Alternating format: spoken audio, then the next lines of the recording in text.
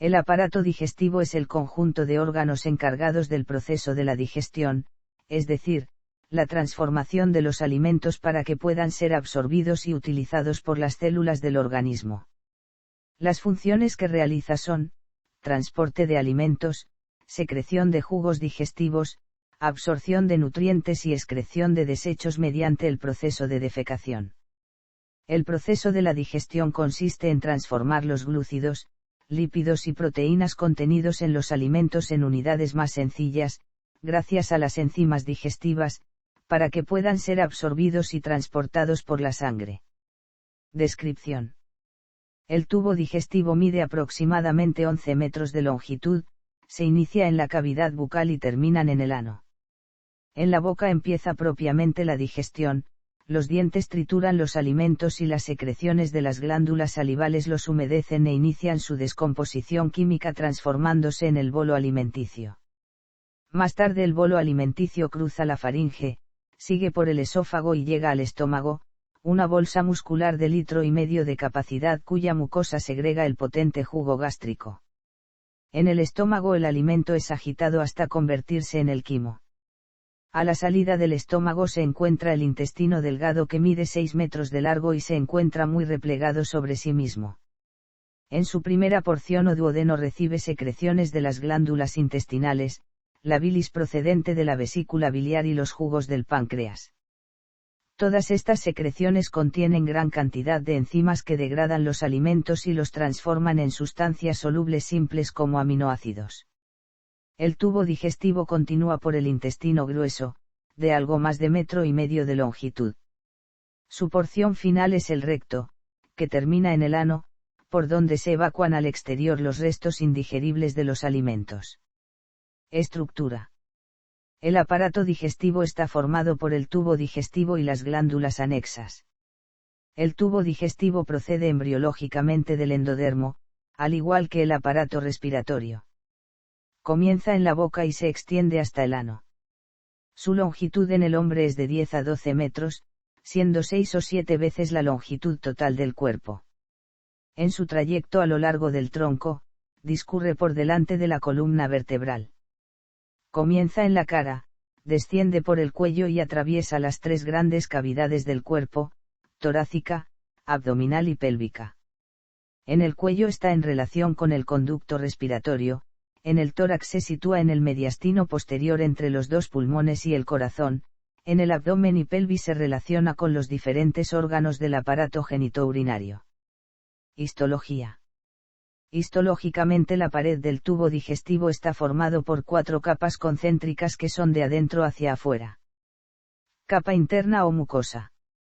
Es el revestimiento interior del tubo digestivo y se encuentra en contacto directo con los alimentos.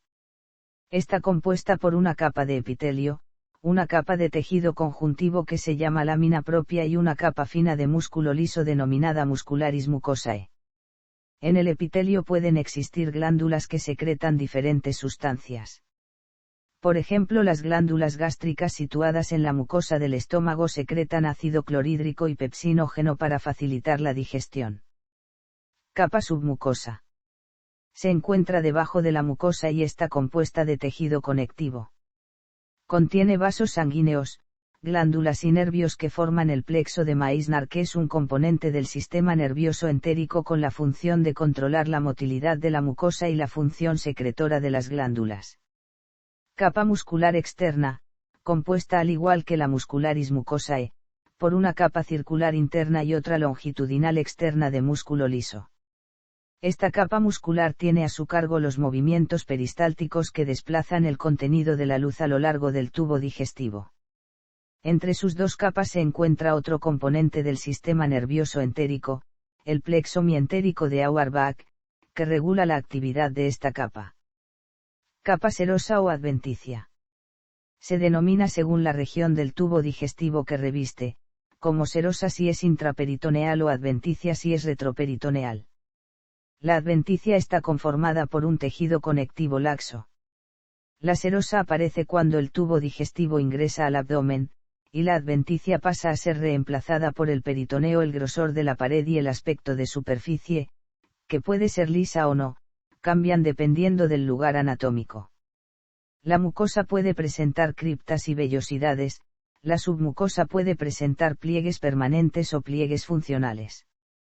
En la pared se encuentran también los plexos submucoso y mientérico que constituyen el sistema nervioso entérico que se distribuye a lo largo de todo el tubo digestivo, desde el esófago hasta el ano. Fisiología.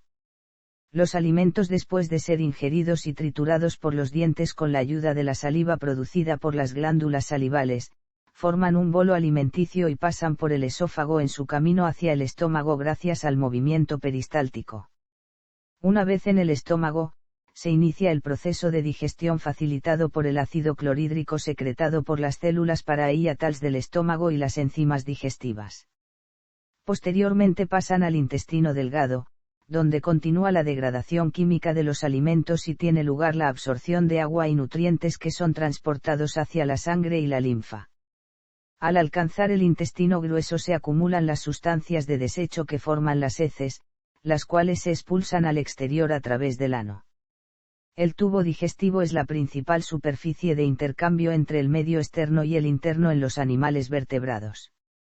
En un hombre adulto medio la superficie total de la mucosa gastrointestinal desplegando las microvellosidades intestinales es de alrededor de 350 metros cuadrados. Gracias al tubo digestivo el individuo puede realizar el proceso de nutrición mediante la digestión y absorción de los nutrientes contenidos en los alimentos, pero no es menos importante su función de defensa, pues dispone de sistemas de reconocimiento y rechazo de agentes o sustancias extrañas procedentes del mundo exterior. El intestino posee en su interior una capa de células que forman una barrera. Su misión es, además de digerir sustancias, actuar defendiendo al organismo del enemigo exterior del ambiente. Esto lo logra manteniendo cerradas las uniones estrechas intercelulares, para impedir el acceso descontrolado de sustancias, toxinas, químicos, microorganismos y macromoléculas, que de lo contrario podrían pasar al torrente sanguíneo. Actualmente, se sabe que las uniones estrechas, anteriormente consideradas como estructuras estáticas, son en realidad dinámicas y se adaptan fácilmente a diversas circunstancias, tanto fisiológicas como patológicas. Existe un complejo sistema regulador que orquesta el estado de ensamblaje de la red de proteínas de las uniones estrechas intercelulares. Asimismo, juega un papel muy importante la colonización bacteriana que constituye la llamada microflora intestinal formada por bacterias beneficiosas para el organismo. Se calcula que un individuo normal tiene en su intestino alrededor de 100 billones de bacterias pertenecientes a entre 500 y 1000 especies diferentes. Hasta fechas recientes, se asumía que los bebés nacen completamente libres de gérmenes y que la colonización inicial del intestino del recién nacido se produce durante el parto. No obstante, varios estudios concluyen que esta colonización comienza antes del nacimiento del bebé. Las bacterias maternas pasan de la madre al aparato digestivo del feto desde las primeras fases del embarazo, si bien no se conocen los posibles mecanismos implicados en este fenómeno. Enzimas digestivas. Las enzimas digestivas son sustancias capaces de romper las grandes moléculas presentes en los alimentos y convertirlas en moléculas más pequeñas que pueden ser absorbidas a través del intestino. Algunas de las más importantes son la lipasa producidas por el páncreas, las proteasas producidas por el estómago y el páncreas que descomponen las proteínas en aminoácidos, la amilasa, la lactasa secretada por el intestino delgado que descompone la lactosa presente en la leche y la sacarasa que actúa sobre la sacarosa y la convierte en glucosa y fructosa. Riego sanguíneo. El riego sanguíneo de los órganos que forman el aparato digestivo procede principalmente de 3 ramas de la aorta abdominal. Tronco celíaco. Arteria mesentérica superior. Arteria mesentérica inferior. Descripción anatómica y funcional. Boca y glándulas salivales. La boca o cavidad oral es el lugar por donde los alimentos comienzan su viaje a través del aparato digestivo, contiene diferentes estructuras, entre ellas los dientes que hacen posible la masticación y la lengua.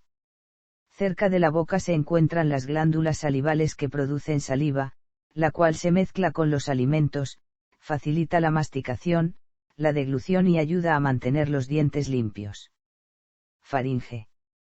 La faringe es una estructura con forma de tubo, está situada en el cuello y revestida de membrana mucosa, conecta la cavidad bucal y las fosas nasales con el esófago y la laringe respectivamente. Por ella pasan tanto el aire como los alimentos, por lo que forma parte de los aparatos digestivo y respiratorio. Ambas vías quedan separadas por la epiglotis, que actúa como una válvula.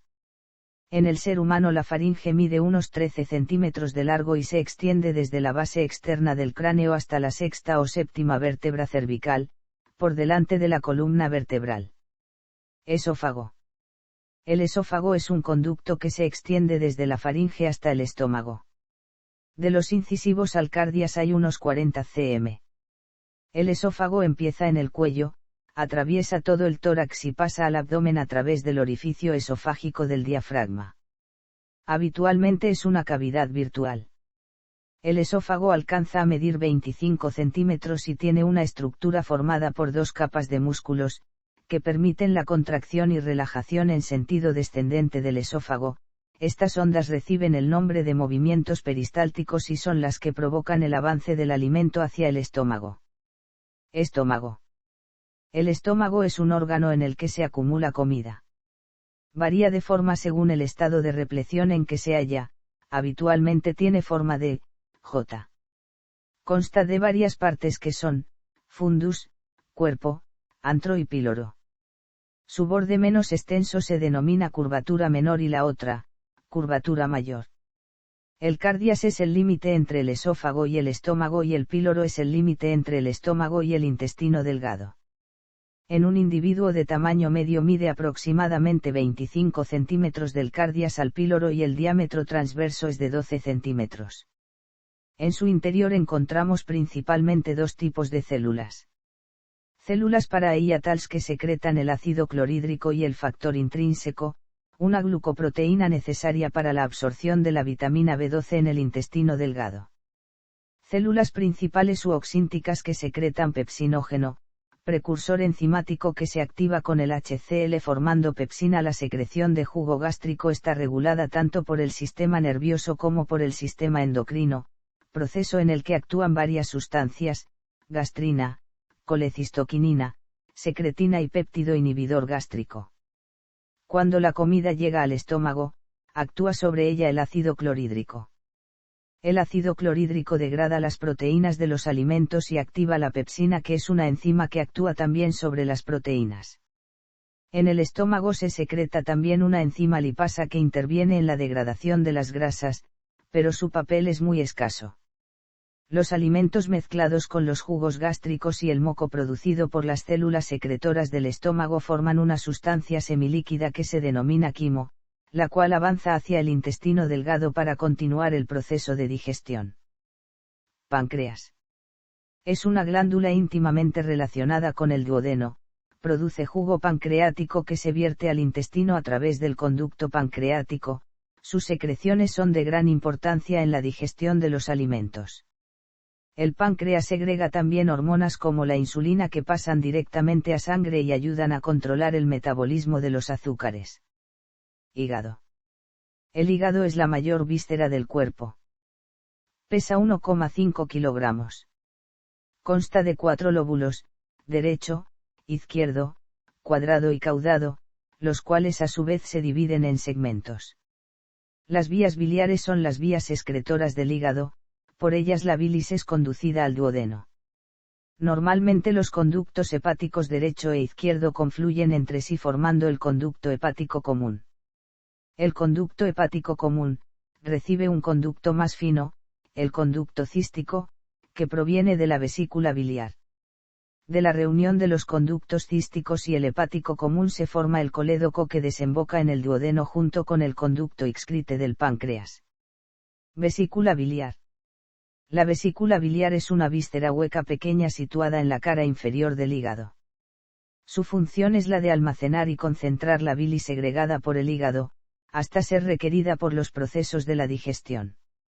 Cuando se contrae expulsa la bilis concentrada hacia el duodeno a través del conducto cístico. Es de forma ovalada o ligeramente piriforme y su diámetro mayor oscila entre 5 y 8 cm. Intestino delgado.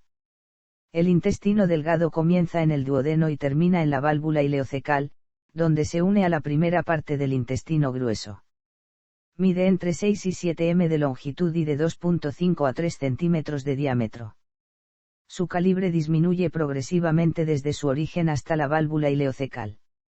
En el intestino delgado se absorben los nutrientes de los alimentos ya digeridos. El tubo está repleto de vellosidades que amplían la superficie de absorción. El intestino delgado se divide en dos partes, la primera es el duodeno que tiene una longitud de 30 centímetros y la segunda es el yeyuno ileón que mide 6 metros y medio. El duodeno es la primera parte del intestino delgado, mide unos 25 a 30 cm de longitud. El duodeno parte del píloro y termina uniéndose al yeyuno. En el duodeno, se vierten una diversidad de secreciones, como la bilis procedente de la vesícula biliar y el jugo pancreático procedente del páncreas. El yeyuno ileón es una parte del intestino delgado formado por el yeyuno y el ileón. En conjunto mide entre 6 y 7 m, de los cuales los 2/5 praxamals corresponden al yeyuno y los 3/5 distals al ileón, no existiendo una separación clara entre las dos porciones. Se caracteriza por presentar unos extremos relativamente fijos, el primero limita con el duodeno y el segundo con la válvula ileocecal y primera porción del ciego. Su calibre disminuye lenta, pero progresivamente en dirección al intestino grueso. El intestino delgado presenta numerosas vellosidades intestinales que aumentan la superficie de absorción intestinal de los nutrientes. Intestino grueso. El intestino grueso se inicia a partir de la válvula ileocecal en un fondo de saco denominado ciego y termina en el recto. Desde el ciego al recto describe una serie de curvas, formando un marco en cuyo centro están las asas del yeyuno e ileón. Su longitud es variable, entre 120 y 160 centímetros, y su calibre disminuye progresivamente, siendo la porción más estrecha la región donde se une con el recto o unión rectosigmoidea en la que su diámetro no suele sobrepasar los 3 cm, mientras que el ciego es de 6 o 7 centímetros. El intestino grueso se divide en varias porciones que se denominan ciego, colon ascendente con una longitud de 15 centímetros, colon transverso con una longitud media de 50 centímetros, colon descendente con 10 centímetros de longitud, colon sigmoideo, recto y ano. El recto es la parte terminal del tubo digestivo. Ano. El ano es la abertura final del tracto digestivo. Consta de un esfínter anal externo y otro interno que tienen la función de controlar el proceso de expulsión de las heces al exterior. El funcionamiento inadecuado de los esfínteres del ano puede provocar incontinencia fecal. Desarrollo. El aparato digestivo se origina a partir del tubo digestivo primitivo, el cual se forma de la capa embrionaria conocida como endodermo, sin embargo, la boca procede del ectodermo. El primitivo tubo digestivo se divide en 5 porciones que partiendo de la boca se llaman faringe, intestino anterior, intestino medio, intestino posterior y cloaca. Del intestino anterior deriva el esófago, estómago, primera y segunda porción del duodeno, hígado y páncreas. Del intestino medio deriva la tercera y cuarta porción del duodeno, yeyuno, ileón, ciego, apéndice vermiforme, colon ascendente y la porción derecha del colon transverso. Estas porciones reciben sangre a partir de la arteria mesentérica superior. Del intestino posterior deriva la porción izquierda del colon transverso, colon descendente y colon sigmoideo. Todas estas porciones reciben sangre a partir de la arteria mesentérica inferior. La cloaca se divide a partir de la quinta semana en dos partes por el tabique urogenital. La porción anterior se llama seno urogenital, la posterior o seno anorrectal da origen al recto y el ano. El páncreas se forma a partir de dos esbozos del endodermo que aparecen en la cuarta y quinta semana y acaban por unirse. El hígado tiene un origen embriológico complejo pues las células hepáticas proceden de un esbozo del endodermo, mientras que la cápsula de Gleason y los sinusoides hepáticos proceden del mesodermo. Enfermedades del aparato digestivo. Algunas de las enfermedades que le afectan son las siguientes. Esofagitis. Consiste en la inflamación o lesión de la mucosa del esófago. La causa más común es reflujo del contenido ácido del estómago hacia el esófago. Puede cursar sin síntomas o causar dolor detrás del esternón. Reflujo gastroesofágico. La enfermedad por reflujo gastroesofágico se produce por el flujo patológico del contenido gástrico hacia el esófago. Constituye una de las afecciones del aparato digestivo más frecuentes, afecta a alrededor del 8% de la población. Hernia de hiato. Se produce cuando una porción del estómago se prolapsa al mediastino en el tórax, atravesando el hiato esofágico del diafragma. Esófago de Barrett. Consiste en que el epitelio escamoso estratificado de la porción terminal del esófago es reemplazado por un epitelio cilíndrico. Existe un riesgo aumentado de aparición de cáncer de esófago, aunque los enfermos bajo control endoscópico y tratamiento adecuado pueden minimizar ese riesgo. Úlcera péptica, se trata de un defecto o lesión de la mucosa gastrointestinal, que se perpetúa como consecuencia de la actividad acidopéptica. Las áreas de localización son fundamentalmente el estómago y el bulbo duodenal. Pancreatitis. Es un proceso inflamatorio que afecta al páncreas. Puede ser de inicio brusco y recibe el nombre de pancreatitis aguda o de evolución crónica. Colelitiasis. Consiste en la formación de cálculos en las vías biliares o la vesícula biliar. Cirrosis hepática. Es una enfermedad crónica que afecta al hígado. Se altera la arquitectura interna del órgano por fibrosis y formación de nódulos de regeneración que acaban por dificultar su función. Una de las causas más comunes es el consumo abusivo de bebidas alcohólicas. Gastroenteritis aguda, inflamación del intestino provocada por diversas causas, la más frecuente son los rotavirus. Los síntomas principales son diarrea, vómitos y dolor abdominal. Aunque generalmente las manifestaciones son leves, puede provocar graves consecuencias, entre ellas deshidratación, sobre todo en niños pequeños. Síndrome del intestino irritable, no es una enfermedad propiamente dicha, sino un conjunto de trastornos funcionales del intestino que se caracterizan por la presencia de episodios recurrentes de dolor abdominal, molestias acompañadas de hinchazón abdominal y alteraciones en la frecuencia y barra o en la consistencia de las deposiciones. Enfermedad celíaca, no es una enfermedad únicamente digestiva, sino un proceso de naturaleza autoinmune que afecta al intestino y a diversos órganos y sistemas, de difícil diagnóstico. Es producida por una intolerancia permanente al gluten, en personas con predisposición genética. Sensibilidad al gluten no celíaca. Es la forma más frecuente actualmente de los trastornos relacionados con el gluten, con una prevalencia estimada 6 a 10 veces mayor que la de la enfermedad celíaca.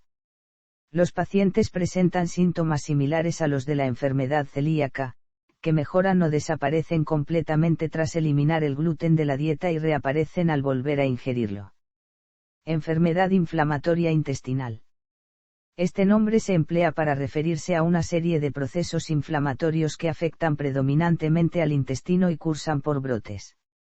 Agrupa varias enfermedades, principalmente la enfermedad de Crohn y la colitis ulcerosa. Intolerancia a la lactosa, es el conjunto de síntomas que aparecen después de la ingestión de lactosa, tales como dolor abdominal, distensión, borborigmos y diarrea. Se produce en aquellas personas que presentan una deficiencia de lactasa. Cáncer, diferentes tipos de cáncer pueden afectar a los órganos del aparato digestivo. Algunos de los más frecuentes son: cáncer de esófago. A nivel mundial el cáncer de esófago es la séptima causa de muerte por cáncer, en 2018 provocó 509.000 fallecimientos. La frecuencia es muy variable dependiendo del área geográfica. La mitad de los casos ocurren en China. Entre los factores que favorecen su aparición se encuentran el consumo de tabaco y alcohol. Cáncer de estómago. Más del 90% de todos los tumores de estómago son adenocarcinomas gástricos, provocados por una compleja interacción entre la infección por Helicobacter pylori, la alimentación y la predisposición genética. Los factores ambientales son responsables del 62% de los cánceres gástricos y los factores hereditarios del 28%. Cáncer colorectal. Es la segunda causa más importante de mortalidad asociada a cáncer en los Estados Unidos. Cáncer de páncreas. Es un proceso muy grave debido a su pronta difusión, falta de síntomas específicos iniciales y la dificultad para realizar un diagnóstico precoz. Cáncer de hígado. El cáncer primario de hígado es el sexto tipo de cáncer más frecuente y el cuarto como causa de mortalidad.